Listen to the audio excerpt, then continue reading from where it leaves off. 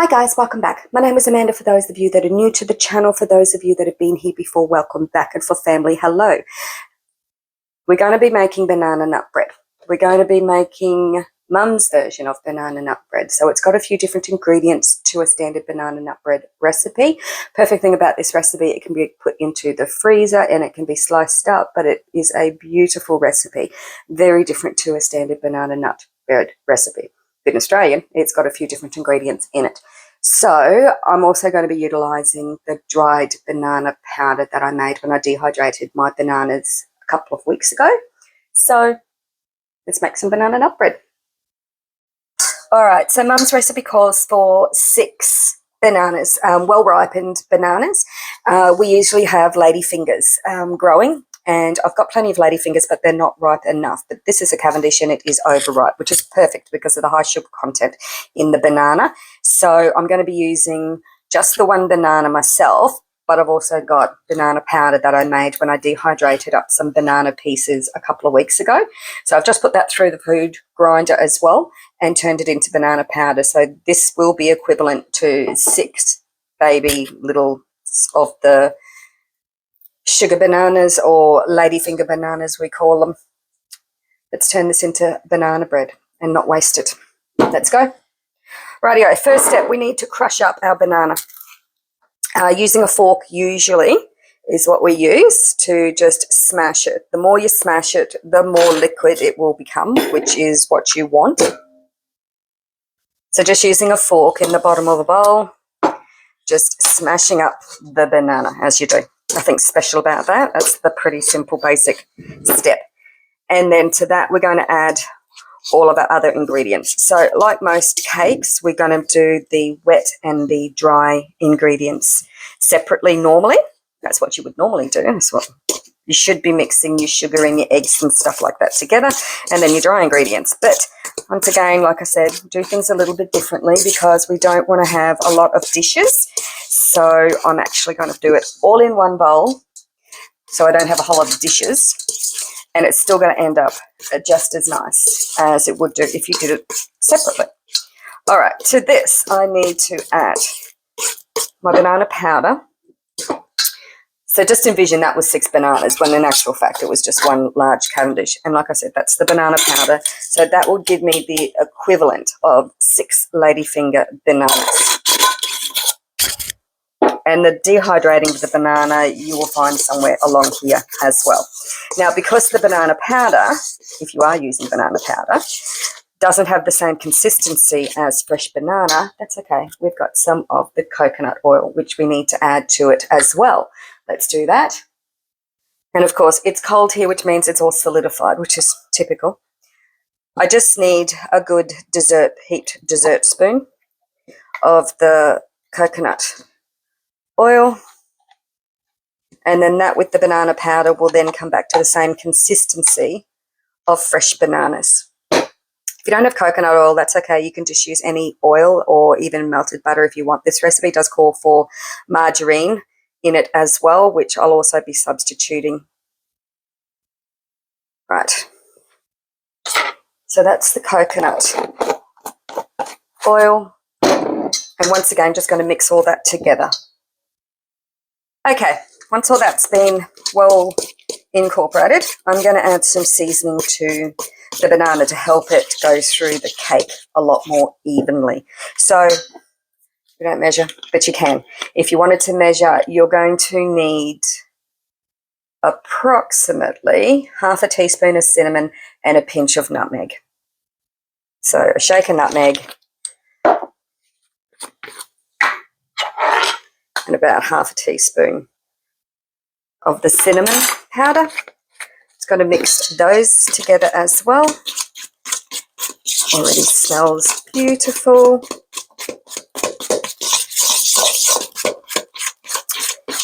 Now, the recipe calls for 2 eggs, and I'm going to do 2 eggs in this batch. If you want to make this vegan, you can substitute that for yogurt if you wish to. So about a 100-gram pot of yogurt instead of using 2 eggs, or you can use 2 eggs. I'm going to use the yogurt. So this is coconut yogurt. It's vanilla coconut yogurt, but that's okay. vanilla coconut yogurt. About 100 grams of the vanilla coconut yogurt. That's my egg replacement in this particular recipe. The yogurt gives it that lovely aeration when it cooks. Okay, just mixing all of that around as well. And once that's been mixed together, I'm then going to add another ingredient that Mum always added. Bit of golden circle syrup. So a good heaped tablespoon of the golden circle syrup. And then we need to add some sugar. So the recipe calls for 2/3 of a cup of sugar, but because I've added the golden syrup as well, I'm just going to reduce that a little also. So I'll do 1/3 and 1/2 of a third as well.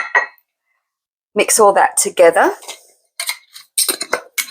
after I put the lid on the sugar, because I definitely do not want ants back into my sugar again. Alrighty, mixing all that together.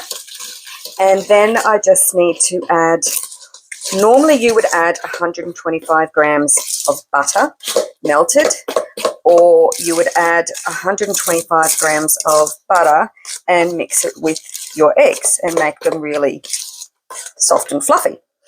I'm going to add 125 grams of melted margarine to this recipe.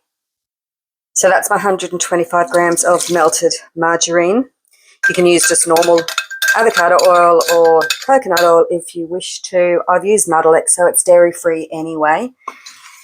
If you don't have the golden syrup, you can substitute maple syrup for that if you wish, or you can make golden syrup as well by using brown sugar and melting it down on the stove until it's syrup consistency, and then adding additional water to that. I'll put a recipe for that on when I'm doing my basic recipes again on how to make all of the different common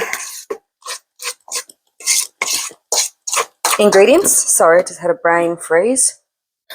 All right, to this we need to add some flour. So 1 3/4 cups of self-raising flour. I've only got all-purpose flour, but I'll add baking powder to that. So 1 3/4 cups of all-purpose flour. Okay, so that's my flour. I then just need to add some of the baking powder, which normally I would just make up some fresh baking powder as well, because I am running low, which I am going to make some more of this as well. I'm just waiting on the ingredients to come. I've got some bulk food orders on the way at the moment. The first box has arrived, but I'm waiting on the second. I need cream of tartar to make this baking powder. All right, so 2 teaspoons of the baking powder in a sieve, and we're just going to sift that through just to aerate it, and then just incorporate all those ingredients together, and then we're good to go. Into a bread pan, loaf pan, to make the banana bread. It's one of those days where I keep putting things down and losing them, doing lots of different jobs in between doing my regular work. So this is time filling at the moment. And because I noticed that I had that banana and I didn't want it wasted, I was going to give it to the chickens, and then I went, you know, let's just turn it into banana bread. All right, walnuts. I personally prefer to add walnuts, and so about, I'll measure it, 3/4 of a cup of chopped up walnuts, and then all mixed together. Now, banana nut bread is a dry recipe, dry batter. It's not like a moist cake recipe, so you are expecting it to be more on the drier side. But that doesn't affect how it reacts, because it still ends up really nice and light, like banana bread should be. Let's get that into a bread tin. Okay, into a bread tin. This is an 18 centimetre, really old, seasoned bread tin, so it doesn't need to be oiled, but if you were using a modern one, you would need to oil your bread tin. I'm going to put this into the oven, 180 degrees until it's golden and a skewer comes out clean. So each oven is different, so it's difficult to say the times. Usually it's about 40 minutes, but we'll see. Okay, after about 45 minutes, beautiful and golden, the skewers have come off. I've just given it 5 minutes or so just to cool in the bread tin. Now it's time to take it out and put it onto a rack and let it continue to cool. Can't slice it open yet, sorry guys. I want to, but you can't. You need to wait for it to cool down. Okay, all cooked. Like I said, let's see if it comes out of my bread tin.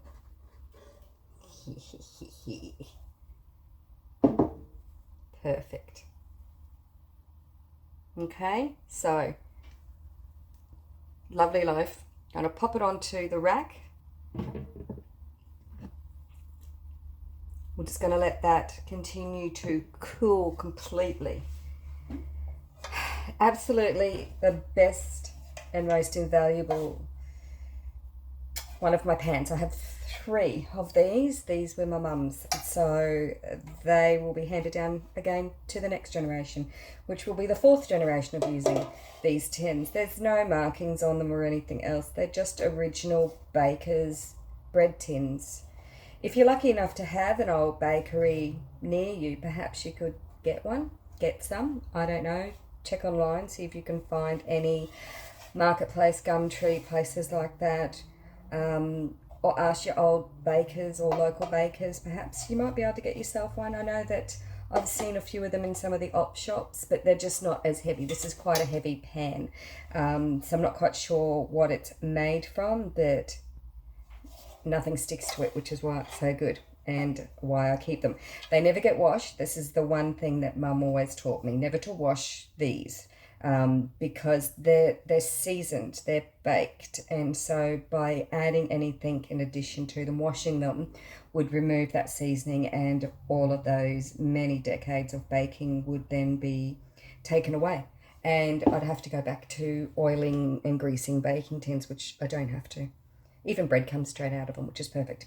Rightio, letting that cool completely down, and once it's completely chilled, I will cut a slice and share with you what it's like inside. Okay, so it's been about an hour. The loaf has been chilling in the refrigerator. So this one is vegan, so there's no dairy in this one, there's no egg in this one, so it's technically a vegan recipe. It's not gluten-free because I haven't used the gluten-free flour, but I can make it gluten-free and often do. Let's cut her open and have a look and see how nice she is inside. So that's my banana and walnut, well, my mum's banana and walnut recipe shared and kept here now forever, just in case anything ever happens to the cookbook. The family now have got a record of that recipe as well, so it continues. Thanks very much for joining me. If you haven't subscribed, please do. If you've come this far and liked your content that you've been watching, thanks very much. And to come back and see us for the next one, which will be probably kitchen staples, how to go about making different ingredients that we normally keep on the pantry shelves instead of having to purchase them.